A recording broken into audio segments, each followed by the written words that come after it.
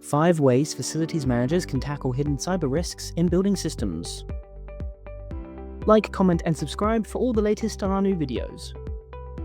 David Robinson, Head of Cybersecurity at Restore Information Management, gives facilities managers 5 tips on how to reduce cybersecurity risks of their building technology.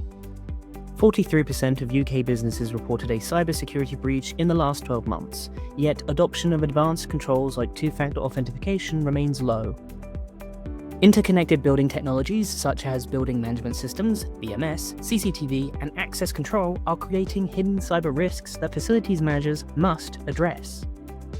Number 1. Maintain a secure inventory of all networked and remotely accessible systems. Do not leave this to IT. Facilities managers must know exactly what is connected and how.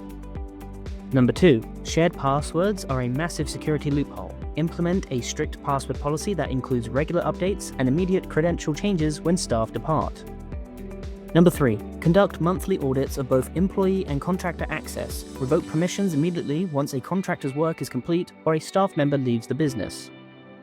Number 4. Push to separate building network systems from corporate IT networks. If a breach occurs, this isolation prevents hackers from moving across the entire organization.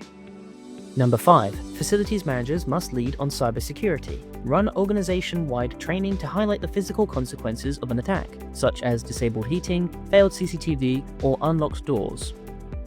David Robinson, Head of Cybersecurity at Restore Information Management, said, "Many building systems still rely on default credentials straight out of the box. If these credentials aren't changed, cybercriminals can gain access to critical systems with relative ease."